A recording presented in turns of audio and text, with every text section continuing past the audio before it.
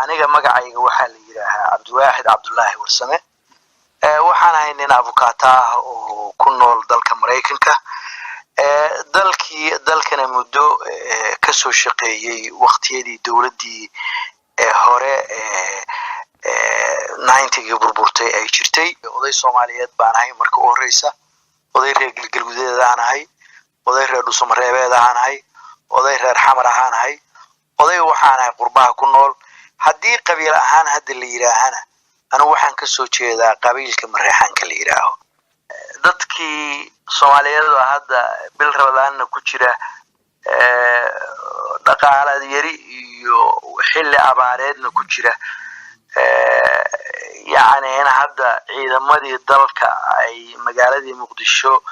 dhexdeeda ay isku cayrsadaan shacbigii Soomaaliyeed oo hadda culayskii hore oo labada waji lahaay oo ahaa shabaab iyo dawladda iyo dadka isla jira oo dawladda la jira oo hal dhinaca iyo shabaab ay ahayd hadda sida wax ku socdeen. laakiin waxaad moodaa hadda furun saddexaad inay furantay oo ah within dadkii isla socday dhexdooda oo ayagu fikrad ahaan laga dhici karta inay kala duwanayeen, laakiin hadda xabadda hal meel u wada ridayay ayaga dhexdoodii inay hadda ka tafantay oo ninka hadda Xamar qori ku haystay oo ama si uu isku ilaalinay ama nin shabaab oo hadda iska ilaalinayay asoo ha iska ilaaliyo, laakiin haddana magaalada safety-geedu qayb ka ahaa dadka ku jira. in la yiraahdo hubka ma haysan kartid aniga kaliya haysanaya waxay ila tahay garashadaas garasho gurcan inay tahan u maleynayaa. waxaan u maleynayaa dalkaanu hubka la qaadayo institution-ka qaadayo ruuxiisu awood uu ku kaydiyo hubka malahan, awood uu mataqaana makhaasiina la dhiga maahane waxa way hubku wuxuu maraa gacmo badan baa ilaaliya. hubku tirokoob buu leeyahay oo meelaha la geliyayo waxa weeye inuusan dawladda marka hubkii inuu hadda anu wararkan maqlayo waxa weeye hubkii waa raqiisoodeen baa leeyahay suuqa markii la qaado haddana dhanka kale laga sii gadaya. waxaana aan maqlayno na soo gaaray runtiina anu aad baan siyaasadda Xamar iyo guud ahaan ula socdaa. marka hadda anu ma garanayo xoog baan wax ku muquuninayna meesha ay ka imaanayso dawladda haddii xoog ay leedahay haddii maxaa xoogga 2 bilood hadda dawladdaanu joogtaa dawladdaanuna ilaa 10 iyo dhowr sano hadda dawladnimo Xamar ka jirtay wax kastaba ha ahaatee xoogga hadda soo baxay anu ma garanayo meesha uu ka yimid. xoogga aan gaari karin inuu caafimaad siiyo, xoogga aan gaari karin inuu iskuul siiyo, xoogga aan gaari karin inuu mushaar bixiyo, xoogga aan gaari karin inuu afgooye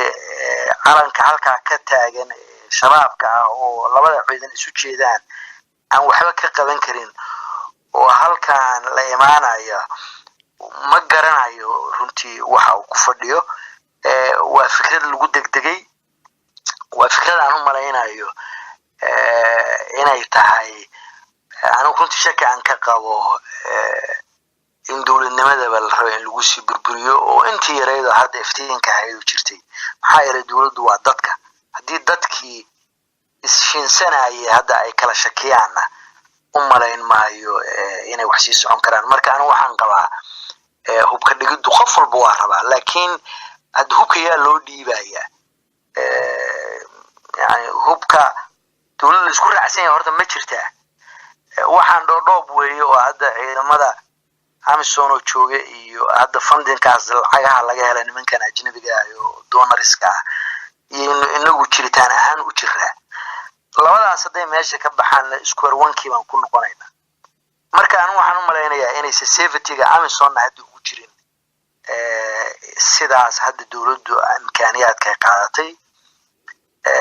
xasan iyo maxaa Cabdullaahi Farmaajo u maleyn maayo magaalada inay ka keeni karaan anu nabad u maleyn maayo sidaan hadda ay ku socdaan. marka haddee waa tala xumadii Soomaaliyeed oo maalin walba u taagneyd baan u maleynayaa oo ahayd maarta meel isku qaadkii federalism baan la nimid waxaan la nimid hubaan dhigaynaa baan hadda dib u heshiisiin lama dhigin. eedo weyn baa jira dadku qalbiga isku haya dekadihii dalka dad baa kala haysta airportadii dadka dad qabaa'ilaa kala haysta jidadkii lama mari karo oo infrastructure-kii dawliga ah maanta diyaarad in la raaca maahan qof maanta jooartay kara ma jiro marka ma garanayo hadee yani waalidana meesha ay runtii haddaan runta idin yani ka hadalana annaga dadka banaanka jooga runtii meeshaas khayr kama soo socdo sida muuqata meeshaas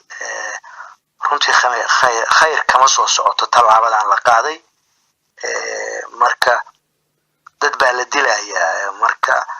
dadka la dilayo qoryaha lagu furaayo askartaan dulayso they have legitimate inay dadka dilaan waa su'aal furan way qofku yaa awood u leh maanta inuu qof qori ka qaado who you are aduu kuma tahay markaad qoriga qaadaysid dawladda la isku raacsan yahay ma tahay waxaana soo wax la dhoodhoobayo oo gacan ku rimiso oo yani socod barada marka waxaan u maleynayaa hubka in la qaado waa fiican tahay laakiin wax badan baa ka horeeya hubkaan lacag baa lagu kala gatay hadii lacagtii qofkii lahaa haduu ku leeyahay lacag baan ka gatay lacag iga gad waa fikrada furan marka ma garanayo waxaan maqlay hadda hubkii waa lala baxaa la leeyahay oo hadda shabeellaha hoose iyo shabeellaha dhaxal la kala aaday sidaan maqlay dariiqadii baa la isu fariisan doonaa marka ma hadda ma garanayo horta waxaa laga rabaa hadday dhacdo qof hadda hub ku dhibay ama ku geystay dabcan dadka xamar jooga oo isla socda ah laakiin dana kala duwan ha lahaadeen isla socda iyagoo hadda shabaab ku wajahan dhinac ka mid uu oran karaa war hubkaagii hadda waxbaa lagu dhimay haddii wax lagu dhimayna haddii mas-uuliyadeeda waa inaad qaadaa maxaa yeelay hubka haddii qori gurigaaga yaalla intii lasoo qaado qof lagu dilo dabcan adaa mas-uuliyadeeda qaadaya marka maxkamad waa lagugu keeni karaa haddii marka dawladda waxaa laga rabaa caddayntaas inay dadka usoo bandhigto oo tiraahdo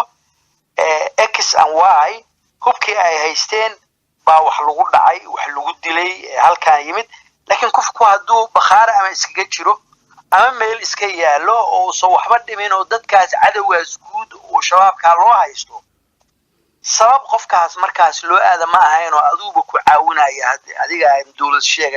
dawladda sheeganayo ku caawinaya tan kale dad xamar yani ilaa 2 milyan baa ku nool baa la dhahaa ma la isku raacsan yahay structure-ka dawliga ah oo yimid meesha waa dhici ka dhaca 400 yani dawladdaanu 200 oo nin baa doortay madax يعني popular vote ما هيلين دولتان mandate from Ras Kambona to Ras Aseni dadka Soomaaliyeed ama 10 milyan ah uma voodin dowladana waxa u vooday dad siday ku soo baxeen aan ognahay dad yani wax un gacan rimisaayo iska yani structure haayo UN-ka iyo hay'adahan donorska ay wadeen oo structure soo representative oo khasab ku socday oo la ogaa cadaada markii hadda doorashadu ka dhacaysay يعني ciidamada ajnabiga amxaar inay ilaalinayeen oo dadku ay soo waayeen baydhaba inay sidoo kale ahayd kismaayo inay sidoo kale ahayd yani puntland inay sidoo yani ma ahayn wax ka soo gaay dadka yani waxay ahayd war meeshaan vacuum-ka ah oo halaqgaleeyaysan noqon wuxun structure oo dad aan kala hadalno anu abuur Soomaaliya ay ahayd dawladnimadana hadda jirtaa marka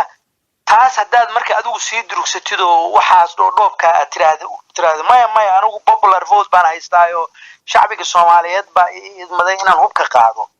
war 2 milyan waa ognahay xamar yani waa la isku dhacay xamar waxaan ognahay qabaa'ilada jooga siday u kala tabanayeen oo dawladii hore baarlamaanka yani hebel soo galinay hebel soo galay sida ahayd tii marka hadaad ugu dirtid qofkii culayskaas ku dhacay oo hubka haystay oo kula dirirayay atraad hubkan ka qaaday banaankan ku dhigaya qofku cudud kale uu noqonaya marka hadda waxa dhici karta force kale oo shabaab aan hayn inay abuurantaa hadda dhici karta waana mid hadda formation-keedu socoto ilaa intaan ogahayna wada hadalkaas waa socdaayo doodo furan waay marka hadda hubka yani legit maxaa ku qaadaysaa yani ya maana ka buntu weyn oo yani banaatiiq badan miyaad ku qaadaysaa waxaad ku qaadaysaa ana UN ku ogolaaday oo aqoonsan yahay madaxweyne ama prime minister aad ku qaadaysaa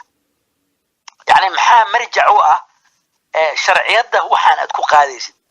sharciyadaanu ilaa limit bay ahayd midaan dowladdaanu waa ilaa very limit bal in Soomaaliya laga dhigo waxa socod barada in laakiin inay ilaa heerkaas u daadegi karto marka hore service-kii baa ka horeeyay qofkan waxa uu hubka u leeyahay nabadkeen nabadana waxay ku timaadaa baahi baa jirtan baahid xamar waxaa ka jira intaas oo islaamis magaalooyin baa ka abuurmay yani qaxooti baan ogahay inay ka jiraan oo dadkoodu baahan yahay oo tuug noqon karo oo wax dili karo oo shabaab ku qarsoomi karo hal u hel bal adigu marka hore nidaamkii dawliga ahaa oo la rabay marka waxaan u maleynayaa iska fudaydkii hadii mataqaana aynu iska qabnay ummadda Soomaaliyeed hadaynu nahay oo runtii aad moodid mararka qaar qofka Soomaaliga marka awood helo hilaac baa hor ordaya aan run ahayn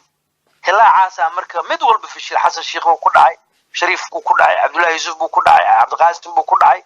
ilaa dawladii Maxamed Siyaad buu ku dhacay hilaaci Brazil Soomaali baan xoreynayna isu keenayna waa mid maanta halkaan hilaaci hore leegado ahaa mataqaana shaqada Soomaaliyeed baan isu keenayna mid ay gaarsiiyay hilaaci hore oo waqooyi ahaa mataqaana Soomaali baan midoobayna oo maantana waa يعني waxaan laga fiirsan anu waxaan qabaa tiibay maanta taagan tahay hilaaci baa muuqda waynu hal iyo salama ah ninka qoryoolay fadhiya oo hubka shabaab halkaas fadhiya inaad tiraahdo waan ka qaadaya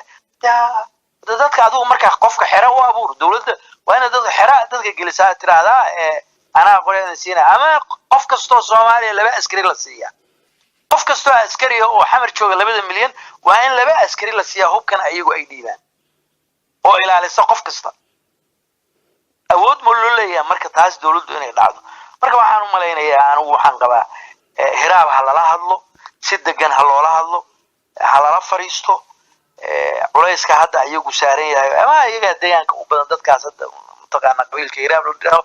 oo marka saas ay ila tahay inaynu wax ku wadno Avocado Cabdiwaxid Cabdullaahi Warsame oo ah qareen Soomaali Mareykan ah kana howlgala